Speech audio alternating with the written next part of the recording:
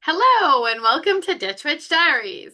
We are at the next herb and we are so excited, or the next plant, and we're very excited to share it with you. If you like this station and like what you see, then like and share, and we will just kick it off to Raven. Go right ahead, Raven. All right, today. Yay! Ooh. Okay. So we are doing red clover. Now, I am going to talk about, I'm going to mention white clover, but most of the stuff we're talking about today is going to be red clover. And there's our beautiful little Nice. drawing from a book. I couldn't really find a good botanical illustration of clover. Hmm.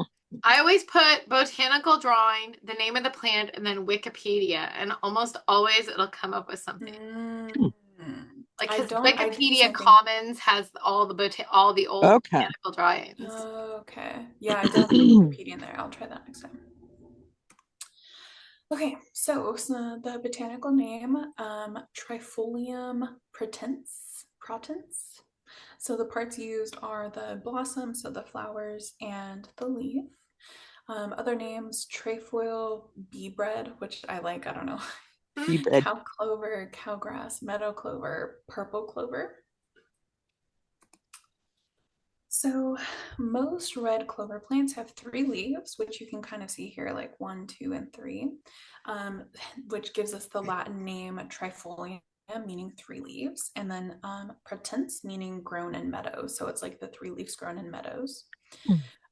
We don't know exactly where the name clover came from, so it could be from the Latin clava, which means club, which is the like three-knotted club of Hercules, which is where we get like the playing card from.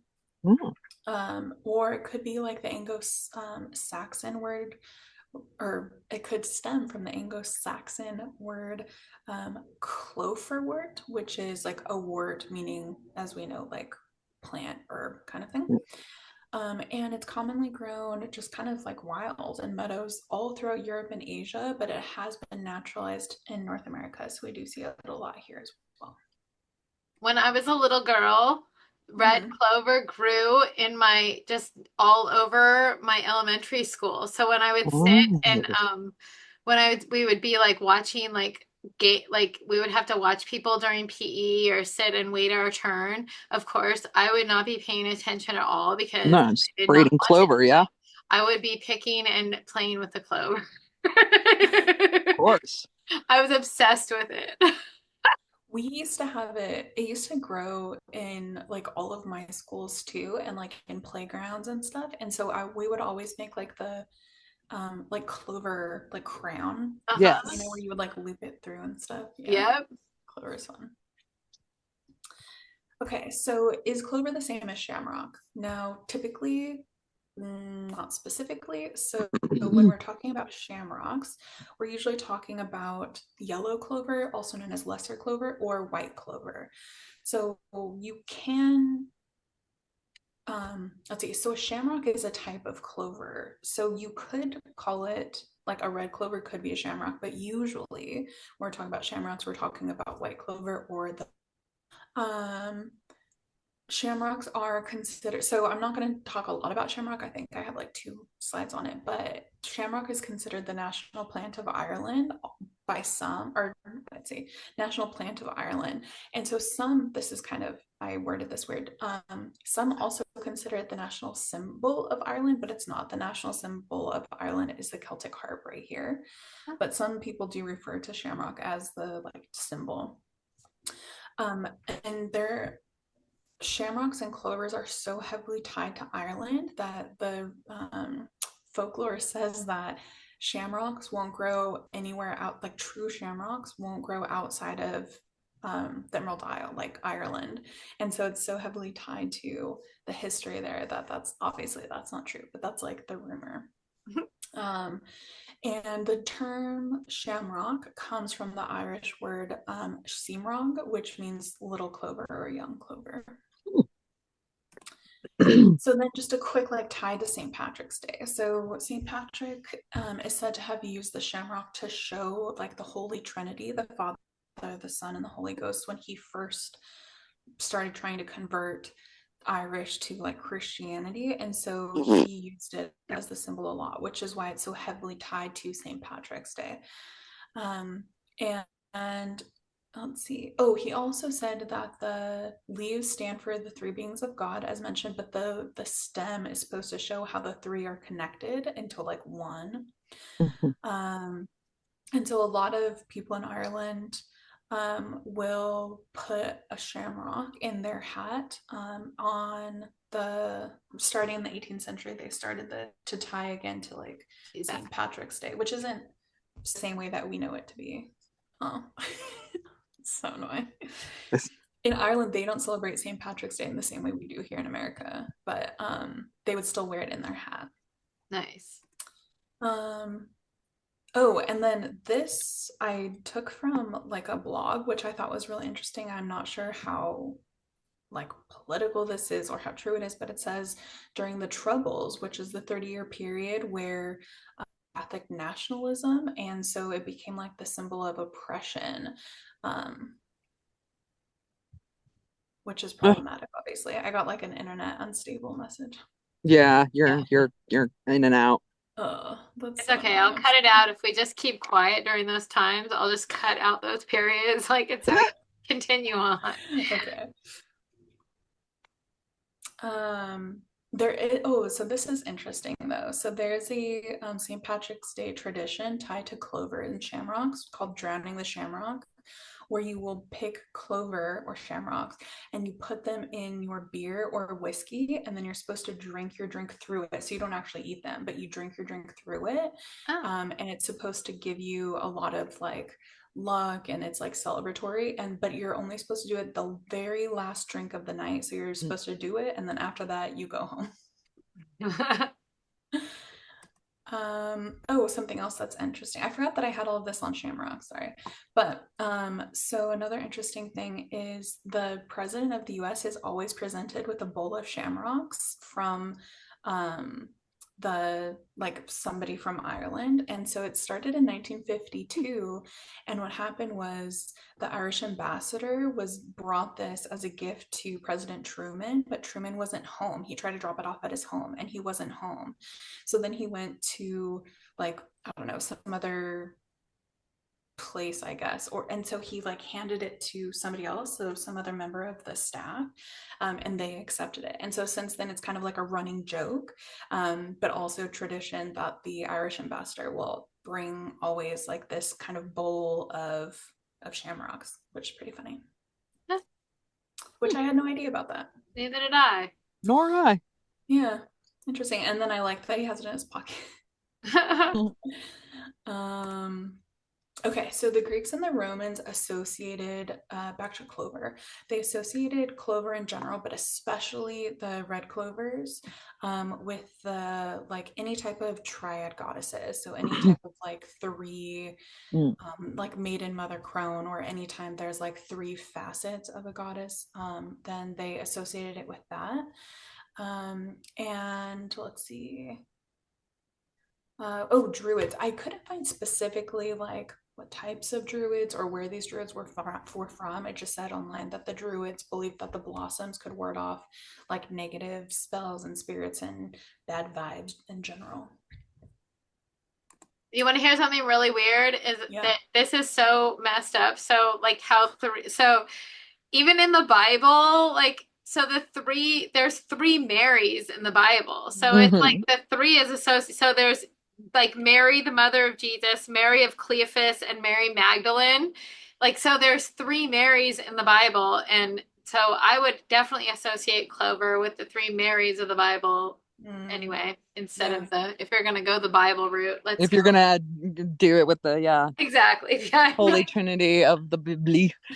exactly. Let's the Holy stick with Bible. the ladies, Well, please. we could look at it from Exactly. like that goddess perspective then too, like, and I mean, obviously it's kind of stemmed from like the Judeo-Christian belief, but we could look at her as a goddess, obviously. For sure. Yeah. And for sure there was like the Bible was just co-opted by patriarchy All I and was gonna say, like yeah. about Saint Patrick, even like he introduced the idea of the Trinity to the Celts. They definitely had a Trinity goddess Right. already. Yeah. They didn't need to be taught it by Saint Yeah. Patrick. Well, taught it through the lens of Christianity, I Through guess. the It and sure not even were. Christianity, because they could have taught it about the Marys, but no, they taught it about like Yeah. Jesus and God Jeebus. and the Holy Typical. Spirit. Oh, so then, yeah, we still again see like the three leaves tied to Christian belief, but then they even take it a step further where they said, oh, if you find a four-leaf clover, now it's associated with the 4 points of the cross. So Mm, still mm, sure. associating it Yeah, with like the good. I like it. Christian. Yeah. Um, Thinking of like the Bridget's cross now, though. So yeah, sure. yeah, they ruin everything. So I mean, no offense if anybody watching is, No offense. but You ruined yeah. everything. I mean, it's No kind of offense, but your ideas are garbage. well, and like stolen, like And like just that's like yeah, exactly. Like And totally kicking out the women and making them you unimport when ruined they're it. like Like the you took most all the good important. mythology and ruined it. Yeah. Exactly. Took out all the Totally magic and the ladies and then come on. taking Yeah. Magdalene right out of that freaking Yeah. picture. I know. Like she Making was a whore. She like was just a God the whore. goddess is always like the mother and the consort. So what did they do? They split up the Marys into like Mary Hmm. Mother of God and Mary Magdalene. Like Yeah, lame. they turned it into Yeah. the like the mother and Exactly. concubine rather than the Oh, son and God. consort. Yeah. Exactly. Well, that's the thing, right? It's like what's the line? A lot of beliefs that stem from like Judeo-Christian beliefs, but especially like Christianity, they seem to always split women into either the mother or the whore. Like that's Mm-hmm. the thing, right? That's the line is like you either are like the consort or Yep. you're the mother figure. There is no in between. And Yeah. that seems to reverberate through, especially in America, like in movies and stuff, Mhm. like just pop culture, or just Yeah. women are either the mother or the whore. Hmm. Because that makes them less powerful. Yeah, Like Yeah. that, like you're taking the exactly. power, you're stripping the power away from women and putting it all in the hands of men. That's like Exactly. that's the trope, right? To make women That's the like trope. not That's yes, powerful. that's Yeah. been the line. That's the storyline. That's been Yeah. That we've inherited. bringing round. Yeah. The patriarchy. Um, So then we have one more step in Christian lore, which is it's said that Eve took four-leaf clovers with her when she was banished from the Garden of Eden as a reminder of the happy time in paradise. They Oh, said, "Take me with you. Yeah, I know. aw. I want to be free." I don't want to be here anymore. Um, So again, clovers generally have three leaves, but if you find a clover with four leaf, it's supposed to be rare, which it is rare. There's also, I think I talk about this later, but it's possible to find a clover with five leaves, but There nobody is. ever really talks Yeah. about that. So if you find a four leaf, it's supposed to bring a lot of luck. And then it talks about why, like four is a number of balance, the four directions, the four elements, the four seasons, and blah, blah, blah. And then we also see this rhyme that comes from Ireland that says, one leaf is for fame, and one leaf is for wealth, one is for a faithful lover, and one to bring you glorious health. And so if you find a four-leaf clover, you're supposed to say this, and it's supposed to add to the luck. Okay. Do I have to say Um, fame? yeah, right. Fame, one for fame, one for wealth, one for faithful lover, one for glorious health. Really want to be famous. I Okay. don't really want to be famous either. Yeah. It sounds exhausting. It I'm already sounds overrun. You're boring and already stupid. exhausted. So there's a story of a milkmaid who accidentally picked a four-leaf clover. She was like trying to pick grass to so she was milkmaid, so she's covered carrying the milk jug on her Mm. head, and I guess people used to like pick grass and soft tufts and like put it under the pail to help cushion it while it's on your head. And so while she was picking some of this grass, she accidentally picked a four-leaf clover. And then when she looked at her cows after, she saw dozens of fairies milking the cow. And so the lore is that it's supposed to give you sight. It gives you Mm. like the sight of fae and spirits. I like the little fairy cows. They're I so funny. I was actually looking for images of like just any image of cows and fairies in the same thing, and I couldn't find any, but this popped This up, is the and I was like, best you I'll can take That's good. I like the fairy cow. I like them too. I think it's the best. They're I adorable. was really, and then she looked up and her cows were fairies. Exactly. Um, okay, so obviously we're not physicians, blah blah blah. There's nothing bad that I know of or I've heard of with clover, but just, But be aware. still, So lots of goodies medicinally though. So alterative, antibacterial, anti-inflammatory, antispasmodic, antiseptic. Oh, that's right. I got these from two of my books and I didn't double check. There's probably going to be a lot of doubles. What is that one? I An don't know. The neoplastic? anti-neoplastic? I don't What is that? know. Hold on. neoplastics. What would that be? Anti-neoplastic. Definition. Inhibiting or preventing the growth and spread of tumors or malignant cells. So it's kind of Oh, an anti-tumor as yeah, well. anti-tumor. Yeah. Two different actions Yes. Yeah. inhibiting tumor growth. Great. Yeah. It's supposed to be a mild blood thinner, so that is something that you might want to be careful with, especially if you're already on blood thinners. Cardiotonic, diuretic, expectorant, all kinds of stuff. A slight laxative, nutritive, yeah, all kinds of stuff. Also kind of tasty. Ooh, phytoestrogenic too. That's important. Phytoestrogen. It is, yes. Especially, Don't, yes, please do bring up the we'll say it. I phytoestrogenic will say qualities it. of I this. will say it. So if you have breast cancer and you have HER2 positive, wait, HR, I can't remember the name. Anyway, it's the estrogen responsive, like breast cancer. You will often be on anti-estrogenic medication, and they tell you specifically to avoid phytoestrogens. So that's a real thing. So avoid clover if you are involved in such a thing, because you do not See, want ask your any. doctor before you take anything because Exactly, we're because not you, Yeah. doctors. yeah. I'm So not. I just know that because I had a dear friend who passed away from breast cancer, and it was the estrogen receptive type.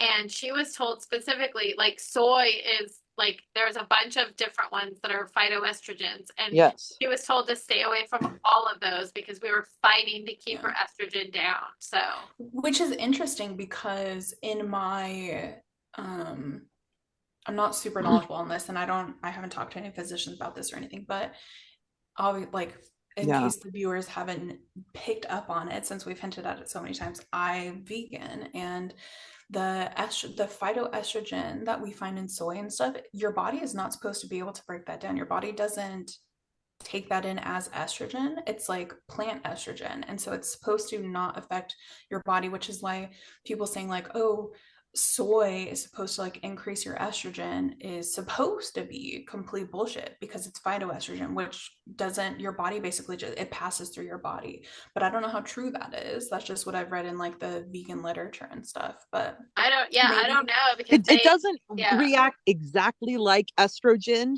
It is a phytoestrogen. It's a plant hormone. We don't take it in the same way we take in mammal hormones. mm-hmm. But there is definitely an estrogen, like it does help produce more estrogen. That's interesting. Yeah, Stimulates because your bodies. all of the Yes, it's books just say a that it different doesn't. But way again, I have not done any of my like, own yeah. research on that or anything. So I have two different interesting, I immediately looked up this article and again, consult your doctor because one article says well, that is, if you consume phytoestrogens as children, you have a decreased risk of breast cancer as an adult. But they bind to estrogen receptors and have weak estrogenic potential, possibly increasing your breast cancer issues. Yeah. So, yeah. Yeah. That is basically, yes, that's basically what my understanding of it was. Yes. Interesting. They bind to your estrogens and can produce more estrogen. So, it is possible. yeah, I believe if you want to, you should, if you have an estrogen sensitive breast cancer, just do whatever your doctor says. That's like normal. Like you just want to keep that estrogen down. Have all the information. Have all the information and listen to your doctor and make your own choices. Yeah, because it's I a would not fight. agree to do whatever your doctor says, but It's a listen to your freaking doctor. fight to someone. For if you're past menopause, then you're a lot safer because it's your estrogen levels aren't like going crazy. But if you're not past menopause, like my friend was not, like she still had estrogen receptors and estrogen in her body. And so it was just a fight to keep the estrogen down. Like it was like she would blow through all even the medical estrogen like things that would stop estrogen. So, you know, Yeah. anyway, Who knows? yes, who So, knows? yeah, just sorry if you have breast cancer. That sounds terrible. Exactly. Anyway, Okay. So it is a source of a lot of nutrients, so high in calcium, chromium, magnesium, niacin, phosphorus, potassium, thiamine, vitamin C.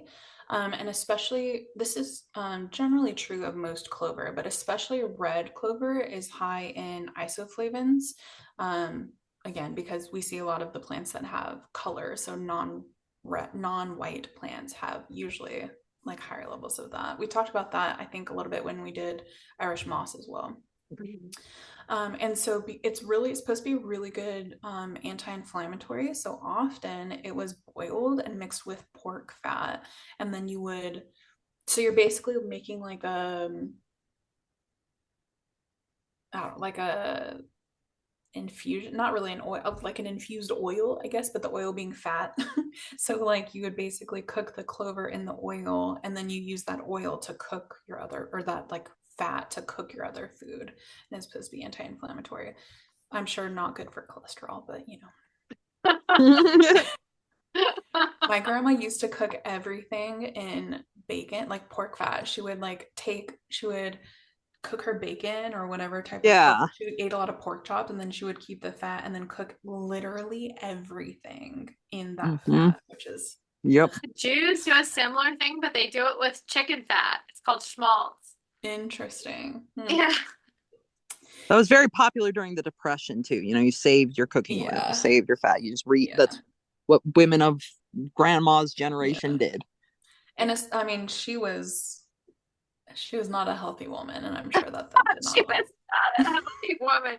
Well, it's supposed, I think, like all those stuff, there's all sorts of problems associated with eating animal fats and all that. Yeah, just like straight up fat, and like every meal, and adding it to whatever fat is already in your meal.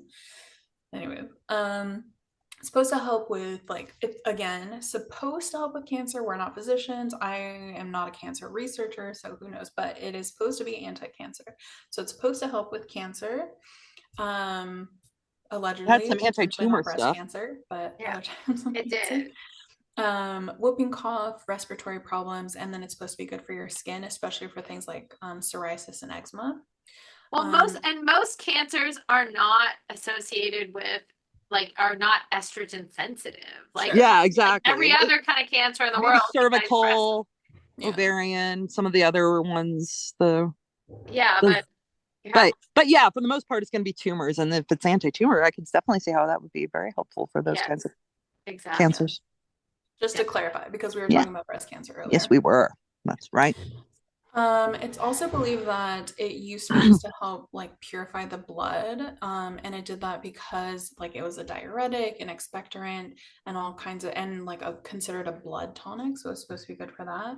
And because it's like a blood tonic, also improves circulation and like cleansing the liver and stuff. So here's some more isoflavone type stuff. So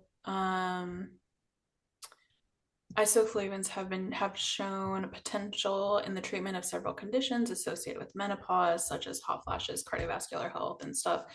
Again, which might be tied to those like phytoestrogens, because when as mentioned earlier, when you're going through, your estrogen starts dropping, like even before like pre-menopause, your estrogen starts dropping when you're usually like in your late 20s, and then it just continues to get lower and lower and lower. Oh yeah, that's right. That's why you're like geriatric at 35 in pregnancy. Yeah. That's it's funny. The same with testosterone. Like men start losing testosterone in their like mid-20s. So women start losing estrogen in their mid-20s as well, usually. But Once we are in like perimenopausal, then it drops pretty significantly. And so because of this increased estrogen, I Makes you suppose it's sick. supposed to help with things like hot flashes.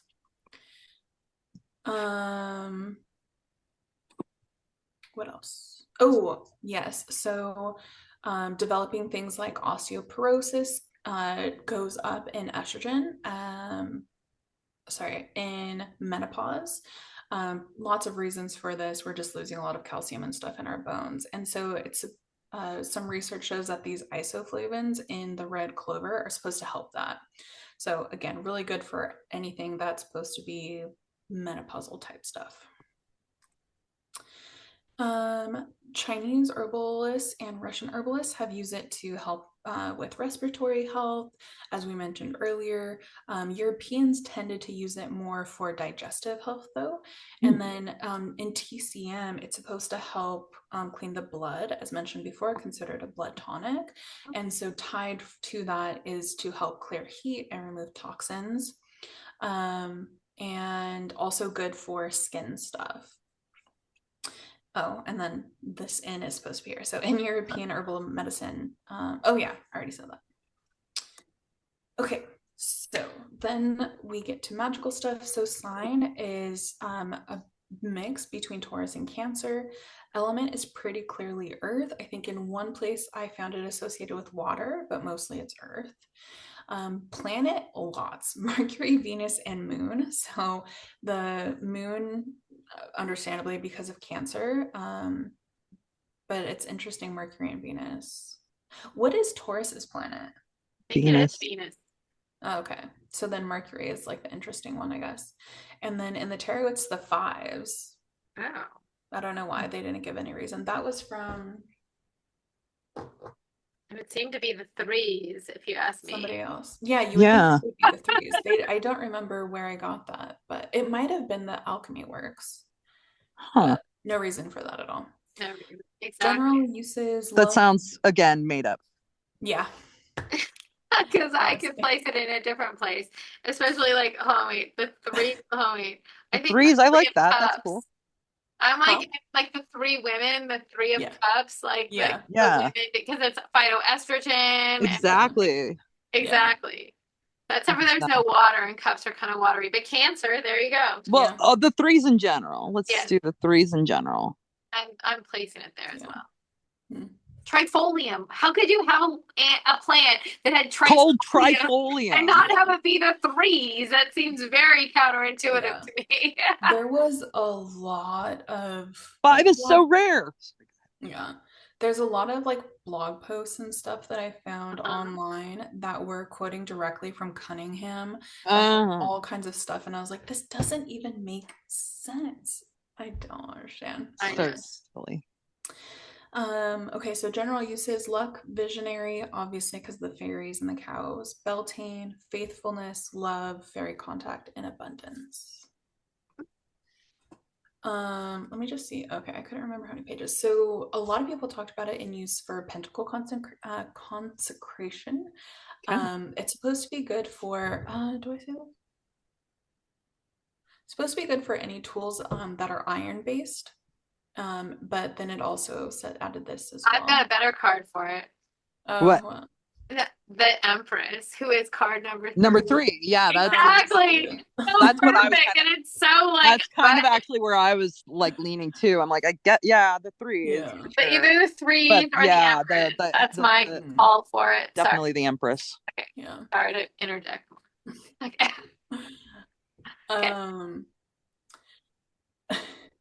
So folklore says that if you find a 4-leaf clover and you place it under your pillow, you're supposed to dream of your perfect partner. And if you're looking for a partner, then you're supposed to place a 4-leaf clover in your shoe. And then the first man that you meet, holy mother of truck. I know, better not run into that postman. Right. Maybe just like wait until you see the one you want and then put it in your shoe. And then you put it in your shoe and you run out there. Or pin the clover to your door, and then the first unmarried man that passes will be the first unmarried. a bit of a risk. Yeah, right. Who knows? It said that if you scatter clover in front of a new bride, then you are giving her luck and protection, which is also interesting. I don't really know where the protection is coming from because we haven't taught, there's no like lore or anything I about haven't found any protection. It's all protection. about like luck and stuff. But oh, so there's this old rhyme that says, trefoil, vervain, St. John's wort, dill hinders witches of their will.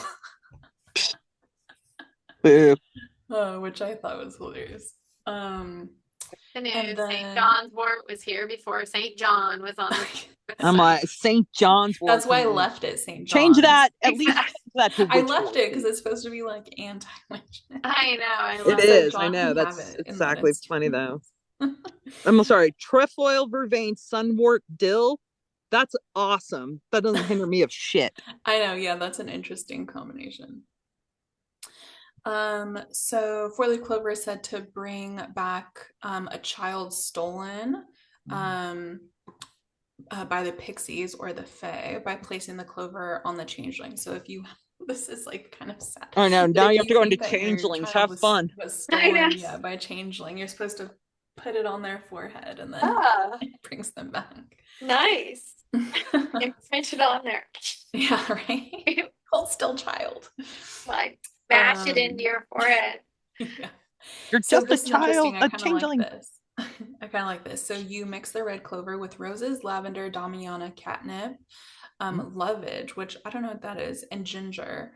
And then you're supposed to brew it into a tea or like an infusion. And then you put some of that in your bath water, and you do that different, like you're not like reusing the same infusion, but like you infuse a big pot of it, pour a little bit in your bath water for 9 days, and then on the ninth day you take some of that saved bath water that has the infusion in it, and then you pour that onto the roots of a large healthy tree while facing east, and it will bring love to you. Oh, interesting. Yeah, interesting. I'm gonna make sure lovage is in our list.